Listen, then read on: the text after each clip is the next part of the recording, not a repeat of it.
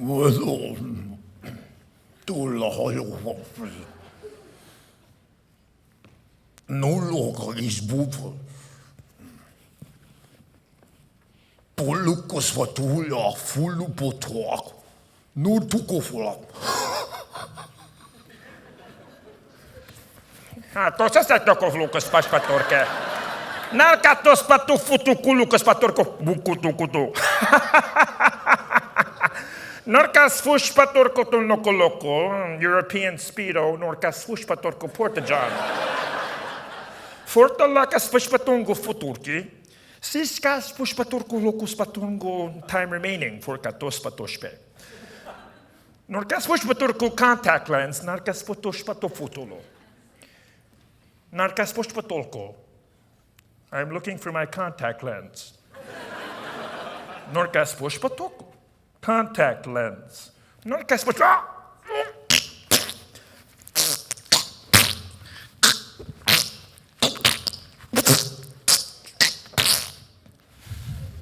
I apologize about the confusion. Reality sometimes shifts when you least expect it. Furkatu. You see, ladies and gentlemen, it's a complex arrangement that we have with reality. We do choose our package to some degree.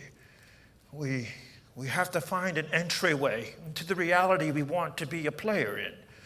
And sometimes that requires an innovative and transformative, preconceived, juxtapositioned, improvised technical difficulty in progress known as life.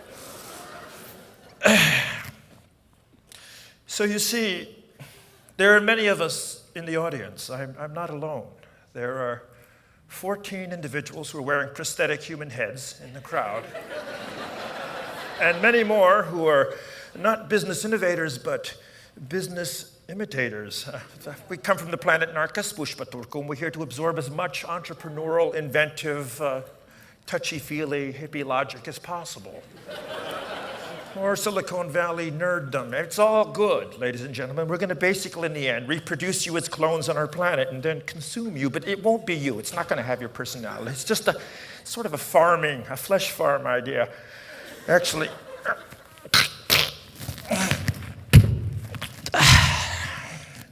listen, I'm just joking. I'm on the witness protection program, and basically, this is really the only thing I can do. I substitute for scheduled speakers who, don't really know how to open their acts. So I'm gonna go back to sandblasting the back of the theater wall in a few moments. But I gotta say that there was a decision made. The most important decision made in the first few moments of this was whether, a guy should come out with his hair looking good or looking like it's gonna look in a second. Hey everybody, I made it. I made it to the stage.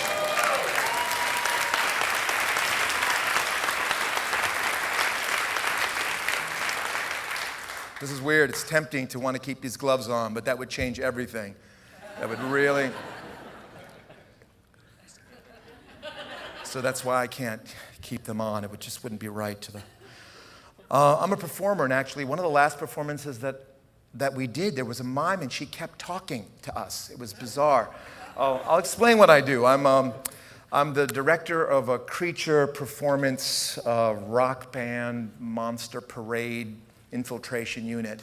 And what we do is we travel, we work locally, and we have kind of a real stake in this community in terms of uplifting and teaching our strange craft to others. With kind of the goal of world, not domination, but world, the word transformation doesn't sound so original in this crowd. Usually people are like, what does that mean? But just changing up reality. Not exactly with a preconception of what it should be, but the idea that once things are off kilter, once chaos occurs on a controlled level, it does unveil a sort of truth of some kind.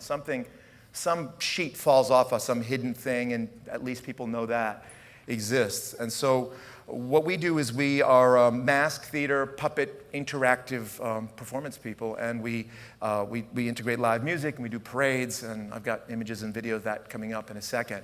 But I did want to say that, this is the way that I deal with the unknown. I needed to figure out how to get onto this stage as a portal, and just a few minutes before this, I was actually on. I mean, in 20 minutes, I ran back to my studio and just did this because I just didn't know if I could be funny enough walking out or if I should kind of like walk with like a talk show stride. Then I would request a couch and I'd want like M&Ms in it, and, in a cup. And so I wanted to kind of make it really simple for the BIF folks and just stay focused. So that was what I had to do. And it relates to kind of my background because both my parents are Italian immigrants, and growing up in a rural area, we lived in a very rural area before we moved when I was 7, and the other folks in the community were from our village in the central Italy, and so I didn't speak English until I went to kindergarten, which I can't imagine. I don't have these early childhood memories some people have, because I think when you speak another language and you transition, maybe you just forget those memories that relate to language. But what I'm getting at is that there was a certain chaos system in place from the very beginning. Dealing with the language, also the idea of not being initiated to what all the other kids were up to. I remember going to elementary school one day and everybody was a Cub Scout but me, and I didn't know how that happened. I think a flyer went home that my parents may not have read or may not have understood exactly what meeting we were supposed to go to, and I just thought I hadn't been chosen, to wear the little blue beanie and have an animal spirit name. So, wow, that's profound. Yeah, this is also kind of like a therapeutic thing, which I've never done therapy, but I realized that speaking out loud in front of an audience, completely improvisational, is sometimes going to teach me something about what I think and feel. And I just realized that maybe it was trying to reclaim that animal spirit thing I never got to have as a Cub Scout. Why, I don't know. God, it's deep. But if I had figured that out earlier, I probably wouldn't be doing what I'm doing. And what I'm doing is really absurd on a lot of levels. In the business template, I almost wanted to talk someone out of like, are you sure you want me to speak at this? Because there was no business plan. There was no like thinking about what would happen if I chose to do certain things. Instead, I moved forward, with intensity and with a real love of transforming myself and transforming spaces, and then would bluster into these situations and then look back and go, what happened, what was good, and what should I never, ever, ever do again? And so that's kind of how we continue to roll. And then that also works in the business level. People say, when did I start Big Nazo? I'm like, I wonder if it was that 2 years later when we finally got a business card with a phone number on it. Was that when the business started, or was when we were doing it for years, So there's a lot of that kind of chaos stuff. But what is really important to me is that it does work, and that it really be a business that's viable and that actually makes a difference, and that isn't a bunch of people just having fun for themselves. I'm really not into art for artists, and so the whole idea is that because I'm coming from that background, my dad is a retired construction worker, my mother worked in a factory when she came here, and so they were always like, why is he doing this art stuff, when he could be doing, the lawyer-doctor thing, and so I had to go into it with all seriousness to make it work. And that was why I work hard, and that's why I demand a lot of the people who work with me.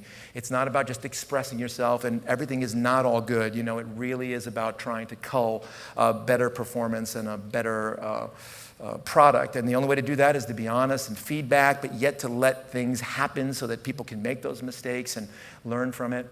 So what I thought I'd do is just kind of transition just into some of my drawings, because I started as an illustrator, a person who loved drawing, and as most kids do. And the whole idea of talent, people say, oh, you must have been very talented as a child. I personally really don't think anybody at a young age is more talented than another person. It's just about what you kind of settle with and what you really start to look into more deeply. So there's a lot of people who drew alongside of me and did cool stuff, but somebody wanted to throw ball, another person really wanted to kind of pour chemicals together to see what could explode. I mean, this is what people, are drawn to. And so I really got into it. So this is just the first drawing I just quickly scanned and put up. Is this? I found like a box of old envelopes that I keep because I draw on them when I'm on the phone. And so that's, as you can see, it's the size of a postage stamp. There was like some watercolor that had spilled on the envelope, and then I looked at it and found that creature in it, and then just drew it. Oh, that's right. I was about to say next slide, but that would make me sound so fancy. All right. So, and this is like the way that I would kind of doodle. There's about 5 faces. If you kind of turn that page upside down in your head, there's a guy up there, and those other eyes are his eyes, and then there's a person on the side. There's another person on the bottom whose eye is there. So anyway, that page is meant to be flipped. I just happen to have it in the slide carousel. I don't think so, but it's upside down. All right, and so this is an example of like how I would do a rendering. Basically I was commissioned to make an illustration that demonstrated the different forces of work in the planning of the city of Providence. So I kind of thought about them as all being different animal groups pitching their buildings. As you can see, I think the dog's hydrant building was great, but it was just a little too square. And then here's the finished drawing. But you saw in those stages a search for form, there's the use of different materials, there's sketching, there's doodles, and then there's finally the commitment to it. And then guess what? That, of course, can be changed completely. I can go in there and cut those images up, change them, change proportions. So I looked at all drawing as a process that then led me towards performance. I think that the bird building with the eggs on the top, that's where I'd want to live, I think, the one in the center of the table. So, that's just the drawing of a bus being picked up by an alien. Okay, here's an example of where the drawings now, have to serve a purpose. I mean, I love that doodly kind of left-right brain switch thing. But this is a drawing where, we had to create a giant creature and we had to kind of break it down so you can see like the person inside, and then you can see like what was then added topically. So there's a logic to all this. And we'll kind of keep it moving here. And this is like a drawing that I did of H.P. Lovecraft stuff for Providence. And now we're getting into some photos in a second. Okay, I'm just shocked. My time says 2 minutes and 50 seconds remaining. It can't be true. Maybe it is. All right, so I better hurry. Wow. Man, there's no way I can do this. Okay, I'm going to quickly show you guys some stuff, okay? This is how I see the beginning of performance and transitioning from drawings into 3D. Something really cool about making an object, it affects space, you can use it. Now, if I hold it like this in a stiff way, it makes my entire arm artificial so that like I can sort of make it like I walk around, I have to remember to move this, right? And then I could also do the opposite, where it's constantly alive against it. So it's like I'm talking to you and I'm trying to hold it down, but it's working its way over at me. I've seen people do this with a little skunk thing, so I feel embarrassed. And then there's also the idea of where I just let my anatomy change, okay? So now suddenly I'm experiencing the weight of this, and I'm walking and I feel like it's heavy. And it affects the way I walk. Maybe I wouldn't move my foot that way. I'd have to shuffle this way so I wouldn't be banging my leg against my arm. And then maybe it would affect my attitude. I'd be like, guys, listen, it's my first day at school, and just wanted to say that like my parents are both like gamma scientists, and we had an accident, and so I'd rather like we just not talk about it. Or it could be the opposite. My physicality is overdeveloped, and so now it's like, hey, anyone got a problem with the hand? Because I don't think so. And so the whole idea is that as I add to this, and I've got other stuff in here, but I'm not gonna. I mean, if you switch up other stuff, and now I've got these two things, and it starts to get kind of weird, and I start to feel like what this is like. But what's interesting is that you get empathetic. Like if I have a hand like this, and I've got this tentacle, I'm definitely not going to text and drive a stick shift at the same time. So that's a good thing. But there's other things that are really hard. But the idea is that, like, you play with it. Now, when you're wearing a mask that you can't see out of, you really need that tentacle to tell you where you are. Like, oh, stage is gone. Oh, lady's head, who was, I could have sworn was sleeping a few seconds ago, but I'm only joking. So anyway, so there's all these parts. And what's cool about it is that as you make stuff, they need to be functional. So when we tour, this all rolls up. Really small. And guess what? The wrinkles make it look better. So that's what I mean about the backward looking. You do something, it's kind of foolish, you know that you need to get it on a bag. This is how we fly, these are our bags. We don't like shipping stuff, it's expensive and it gets lost. So we stuff these hockey bags full of this stuff, really, really squeeze it, unprecious. And then it wrinkles and it looks better than it did before. Then we look at that and say, that's our system. That's what we figured out. But we didn't figure it out by thinking about it. Now, okay, so now let me quickly go through some slides. Maybe we dim a little bit of the room. Okay, so creatures. I'm going to quickly comment on some of this stuff because I have a cool video I want to show you. Okay, creatures from outer space. Did they come from outer space or did they just follow that thing that looks like a spaceship? I don't know. You saw that spaceship. The other thing was at the Queens Fairground, the New York Fair, and here they are in Onlyville. So anyway, we like this idea that outer space is really inner space. You know, are they creatures or are they really just lobster aliens who live in basements down, you know, making sure your heating is working? Here we are in Boston Harbor. I mean, those people were shocked when they saw this boat pull up. It's like, where did they come from? You know, of course, there's immigration issues when you're an alien from another planet. But, you know, they got photos together and became best friends. That's sometimes the way to bridge those cultural gaps, is to kind of be funny, you know.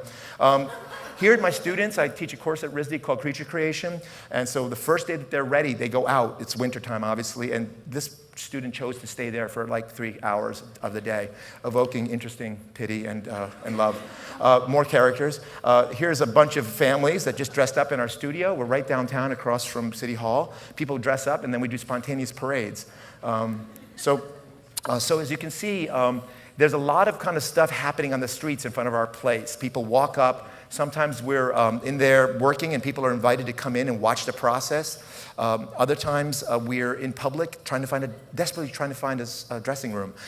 These guys are literally cowering behind like a building, and right on the other side of the building are like rabid children who would eat them if they could find them. So we fill up a parade float. You know what's a great thing is that we used to have to decorate the float, and we were like, hey, we are the decoration. Once again, we didn't make that plan. We realized it and said, why are we wasting our time decorating this float? No one sees the crepe paper or whatever that is. Parades in Central Falls. You'll notice there's one little girl who's breaking the rule, has her frog head off of her head there in the bottom corner. So now you realize, wow, a lot of those, how did we get 75 people? A lot of them are interns or volunteers we taught that morning. So you got a community doing a parade for themselves. They all know the super secret superheroes code, which is don't reveal your character, except it was July, so we forgive. So marching bands, kids empowering the streets. We love to think of how the creatures change in juxtaposition with what they're next to. These characters next to children become children. If they're lying on a big lab table, they are creatures, right? This is a world I'd love to see where creatures who look like that can hang out with people who look like this. This is Dorchester, just a family having a picnic in the front yard. The three ladies way in the back are not our characters. I just wanted to point that out. But you know, people say, where do you get your ideas? Where do you get your ideas? I'm like, look, seriously, just start looking around. By the way, there really are 14 people who are wearing prosthetic heads in here. So as you can see, I love how this blocks out the lettering, so it looks like there's alien graffiti that no one has read, but I think it's a sale on rice or something. I love how this creature just happened to be walking out of an Irish pub. It's all green, and the guys all look like they're catcalling that woman. I mean, just funny juxtaposition once again. What I love about this photo is that the beauty salon image is the weirdest thing about the picture. Who are those people?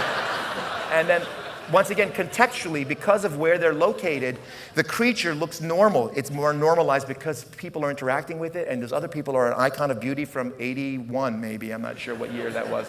Skateboard kids came in. They skated actually into the studio, which I said, don't ever do that again. They came right in. So I said, but you guys can dress up. And they skated with those things on. It was amazing. I wish I had video. High school, Hope High School. We bring our interns. They mingle through the classrooms with these other kids.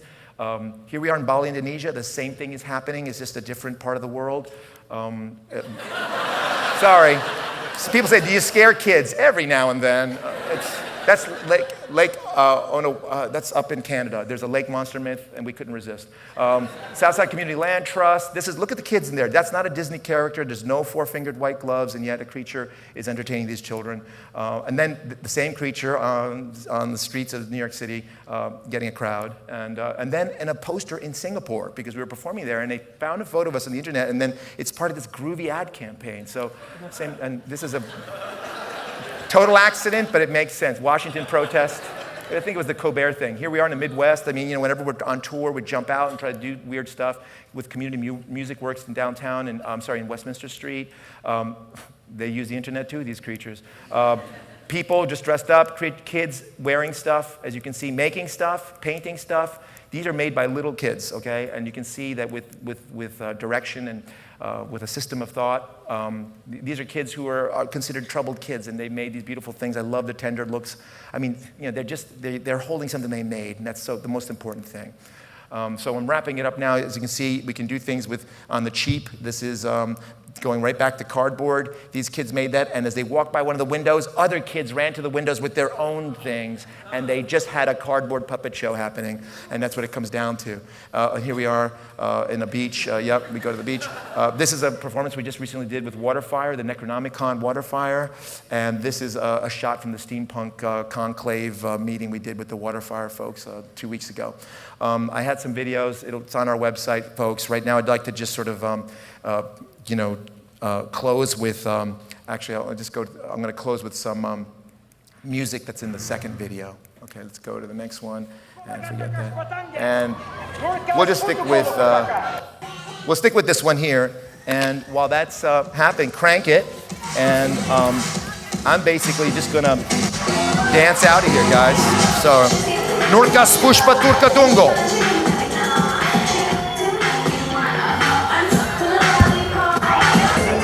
Don't worry, it's just a mask.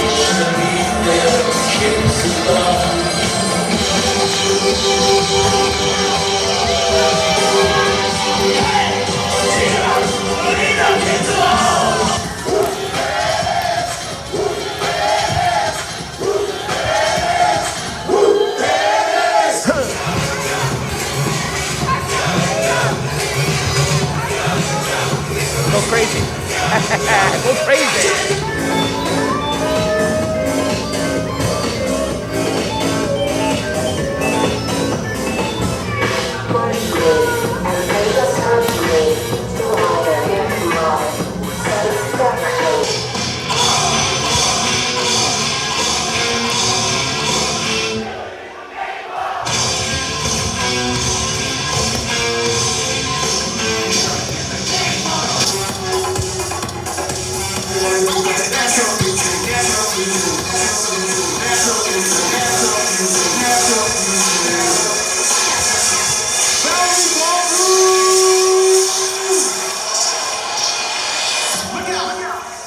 Thank you.